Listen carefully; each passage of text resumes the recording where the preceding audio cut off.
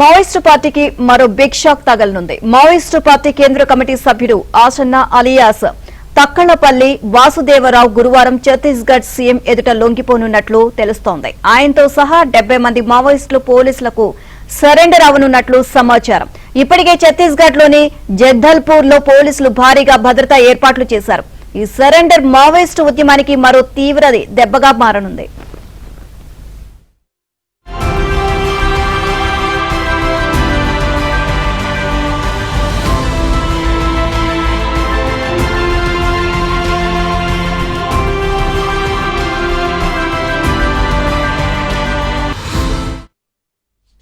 ఆయనతో సహా 70 మంది మావోయిస్టులు పోలీసులకు సరెండర్ అవనున్నట్లు సమాచారం.